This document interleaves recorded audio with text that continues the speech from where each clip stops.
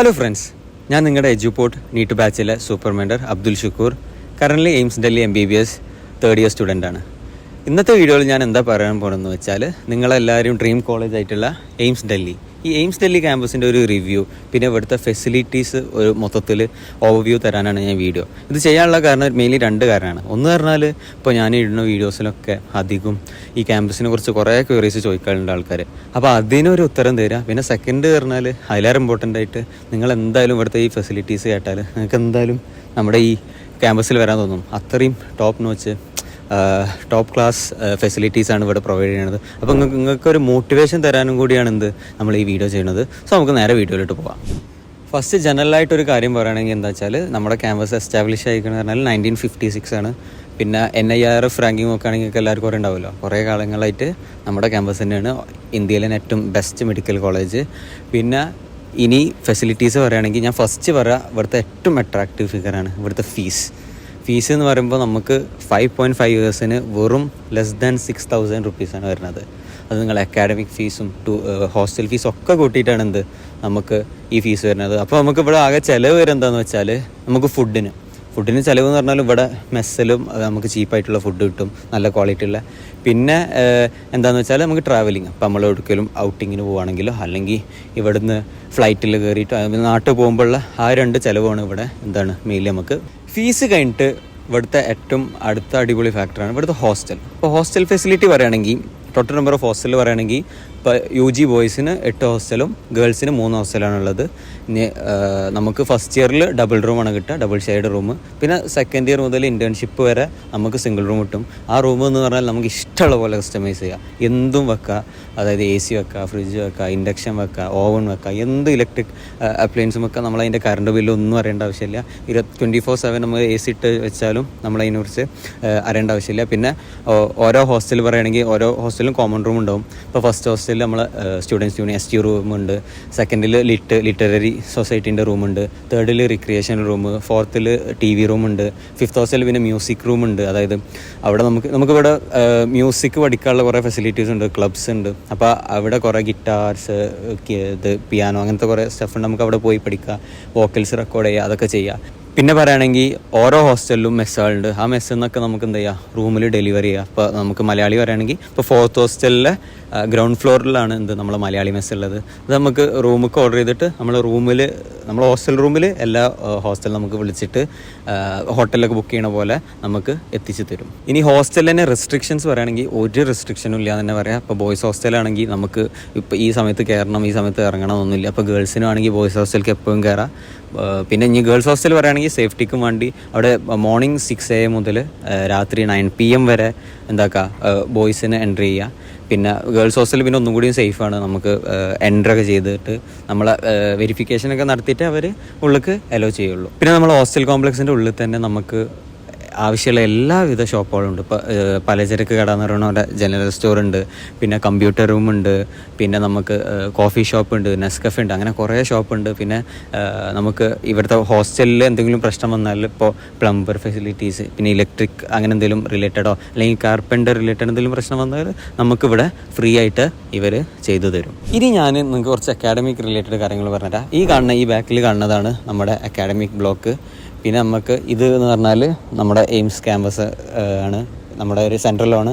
നിങ്ങൾക്ക് കണ്ടാൽ മനസ്സിലാവും, നല്ലൊരു എസ്തെറ്റിക് വൈബും നല്ലൊരു ഗാർഡനിങ്ങും ഒക്കെ പ്രോപ്പറായിട്ട് ചെയ്ത് വെച്ചിരിക്കുന്നു. ഇനി ഞാൻ അക്കാഡമിക് റിലേറ്റഡ് കുറച്ച് പോയിൻറ്റ്സ് പറഞ്ഞുതരാം. ഇവിടെ കുറേ PhD കോഴ്സസുകൾ അവൈലബിൾ ആണ്. പിന്നെ ഡിപ്പാർട്ട്മെൻറ്റ്സിനെ കുറിച്ച് പറയുകയാണെങ്കിൽ 91 ഡിപ്പാർട്ട്മെൻറ്റ്സും സബ് സ്പെഷ്യാലിറ്റീസൊക്കെ ഉണ്ട്. പിന്നെ ആനുവലി ഒരു ഇയർ നോക്കുകയാണെങ്കിൽ 45+ ലാക്ക് നമുക്ക് ഔട്ട് പേഷ്യൻസ് വരുന്നുണ്ട്, 3+ ലാക്ക് ഇൻ പേഷ്യൻസ് വരുന്നുണ്ട്. പിന്നെ ഒരു ഇയറിൽ ഇവിടെ 2.5 ലക്ഷം 2.5 ലാക്ക് പ്ലസ് സർജറീസ് നടക്കുന്നുണ്ട്. ടോട്ടൽ ബെഡ് വെക്കുകയാണെങ്കിൽ ഒരു 2500 അപ്രോക്സ് ബെഡ്സ് വരുന്നുണ്ട്. പിന്നെ ഇവിടെ ഏറ്റവും ഇമ്പോർട്ടൻ്റ് ആണ് റിസർച്ച്. ഇവിടെ ഭയങ്കര UGസിന് ഇതാണ് എല്ലാവരും അക്കാഡമിക്സിൽ മറ്റ് കോളേജസിനെ അപേക്ഷിച്ച് എയിംസിനെ കുറിച്ച് പറയാം. ഇവിടെ റിസർച്ച് ഫെസിലിറ്റീസ് ഭയങ്കരമായിട്ടുള്ള റിസർച്ച് ഫെസിലിറ്റീസാണ് ഇവിടെ ഉള്ളത്. പിന്നെ ഇവിടുത്തെ MBBS കരിക്കുലത്തിൽ എയിംസ് നാട്ടിലത്തെ കോളേജിൽ നിന്നൊരു വലിയ ഡിഫറൻസ് എന്താണെന്ന് വെച്ചാൽ, ഇവിടുത്തെ ഷെഡ്യൂളാണ്. അതായത് ഇവിടെ തേർഡ് ഇയറിൽ ഒരു എക്സാം ഇല്ല. ഇപ്പോൾ നാട്ടിലത്തെ കോളേജ് പറഞ്ഞാൽ ഫസ്റ്റ് ഇയറിൽ exam, second year, third year, final year.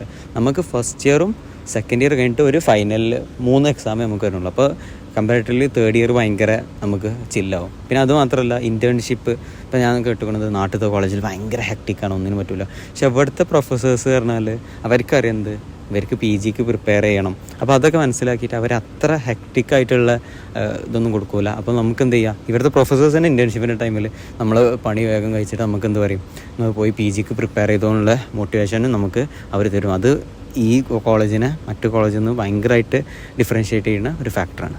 ഇനി നെക്സ്റ്റ് ഇവിടുത്തെ നമുക്ക് എയിംസ് ഡൽഹിയിലത്തെ സ്പോർട്സ് ഫെസിലിറ്റീസ് വെക്കാം. സ്പോർട്സ് ഫെസിലിറ്റീസ് പറയുമ്പോൾ നമ്മളിവിടെ ജിംഖാന എന്നാണ് പറയുക. ആ ജിംഖാനയിൽ തന്നെ നമുക്ക് എന്ത് വരും, ഒരു നല്ലൊരു ഫുട്ബോളിൻ്റെ ഗ്രൗണ്ട് ഉണ്ട്, പിന്നെ ക്രിക്കറ്റിൻ്റെ പിച്ച് ഉണ്ട്, പിന്നെ നമുക്ക് ഒരു വോളിബോൾ കോർട്ട് ഉണ്ട്, ബാസ്കറ്റ് ബോൾ കോർട്ട് ഉണ്ട്, പിന്നെ ഒരു ടെന്നീസ് കോർട്ട് ഉണ്ട്, പിന്നെ ഒരു Olympic size swimming pool, temperature controlled ഒരു സ്വിമ്മിംഗ് പൂൾ അവൈലബിൾ ആണ്. പിന്നെ ഏറ്റവും ഇതുള്ള ഈ ജിംഖാന എന്നുള്ള പേര് തന്നെ ഉള്ള ജിം. അപ്പോൾ ഒരു അടിപൊളി ജിമ്മുണ്ട്, എല്ലാ എക്യുപ്മെൻസുള്ള ജിമ്മുണ്ട്, പിന്നെ നമുക്കൊരു കാർഡിയോ സെൻ്റർ ഉണ്ട്. അപ്പോൾ നിങ്ങളൊരു ഫിറ്റ്നസ് എന്തൂസിയാസിസ്റ്റ് ആണെങ്കിൽ എന്തായാലും ഒരു ബെസ്റ്റ് പ്ലേസാണ് നമുക്ക് എയിംസ് ഡൽഹി.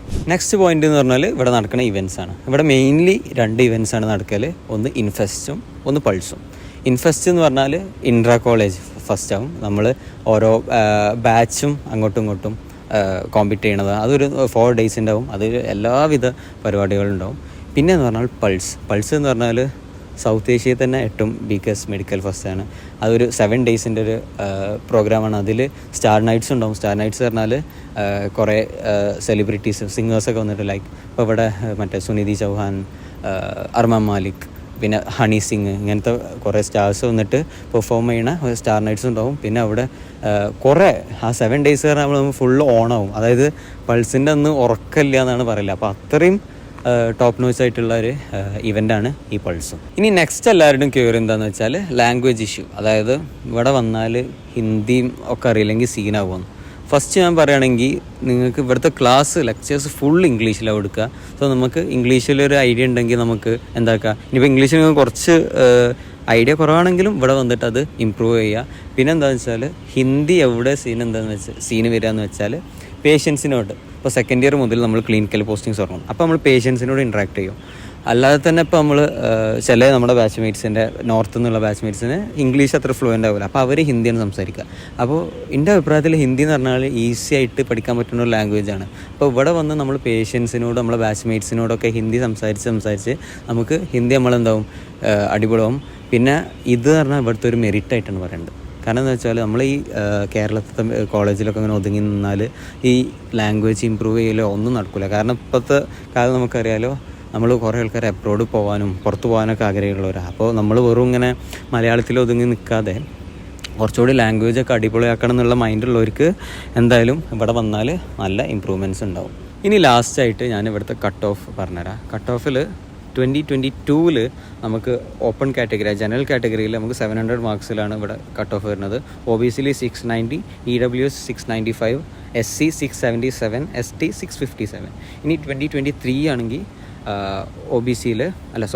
ഓപ്പൺ കാറ്റഗറിയിൽ 706, OBC 692, EWS 692, SC 680, ST 645. ഇപ്പോൾ ഞങ്ങളുടെ ടൈമിലാണെങ്കിലും ജനറൽ കാറ്റഗറി ഒരു 705 ആയിരുന്നു തോന്നുന്നു ജനറൽ കാറ്റഗറി. OBC ഒരു 700+ ആണ് OBC വരുന്നത്. അപ്പോൾ ഞാൻ ഇതുകൊണ്ട് പറയാൻ ഉദ്ദേശിക്കുന്നത്, പിന്നെ 2024 പിന്നെ പറയാതിരിക്കണതാണ് നല്ലത്. കാരണം ഇത്രയും NT അല്ല, ഇപ്പോഴത്തെ ഫുൾ നീറ്റ് ഹിസ്റ്ററി നോക്കുകയാണെങ്കിൽ ഇത്ര ഒരു അബദ്ധത്തിൽ അടുത്തൊരു പേപ്പർ അത്രയും ഈസി ഇത്ര കട്ട് ഓഫ് പറഞ്ഞ ഒരു പേപ്പർ വരുമെങ്കിൽ ഇനി ഒരിക്കലും ആവർത്തിക്കൂല എന്ന് പറയാം. കാരണം NT കുറേ വെള്ളം കുടിച്ചത് കാരണം. അപ്പോൾ എന്തായാലും നെക്സ്റ്റ് ഇയർ ഇപ്പോൾ 2021, 22, 23 അങ്ങനത്തെ ഒരു സ്റ്റാൻഡേർഡ് പേപ്പർ വരാനാണ് നല്ല ചാൻസ് ഉള്ളത്. അപ്പോൾ അതുകൊണ്ട് ഞാൻ ഉദ്ദേശിക്കുന്നത് എന്താ വെച്ചാൽ, നിങ്ങളൊരു ജനറൽ കാറ്റഗറി സ്റ്റുഡൻ്റ് ആണെങ്കിൽ ഇവിടെ കിട്ടണമെങ്കിൽ ഒരു 705+ എയിം ചെയ്യുക. OBC ആണെങ്കിൽ നിങ്ങൾക്ക് കൂളായിട്ട് കയറണമെങ്കിൽ ഒരു 700+ നിങ്ങൾ എന്ത് ചെയ്യുക, എയിം ചെയ്യുക. അപ്പോൾ അത്രയേ ഉള്ളൂ വീഡിയോ. ഞാൻ എൻ്റെ കോളേജിൻ്റെ ഫെസിലിറ്റീസ് നല്ല അടിപൊളിയായി നിങ്ങൾക്ക് പറഞ്ഞു തന്നു. നിങ്ങളെല്ലാവരും മോട്ടിവേറ്റഡ് ആയിട്ട് ഇരിക്കുകയാണെന്ന് ഞാൻ വിചാരിക്കണം. അപ്പോൾ ഇനി നിങ്ങൾക്ക് വേറെ എന്തെങ്കിലും ഡൗട്ട്സ് ഉണ്ടെങ്കിൽ അത് കമൻറ്റ് സെക്ഷനിൽ ചോദിക്കുക. നെക്സ്റ്റ് കണ്ടൻറ്റ് എന്താ വേണ്ടതെന്നുള്ളതും കമൻറ്റ് സെക്ഷനിൽ അറിയിക്കുക. അപ്പോൾ നെക്സ്റ്റ് വീഡിയോയിൽ കാണാം. അതുവരെ ബൈ.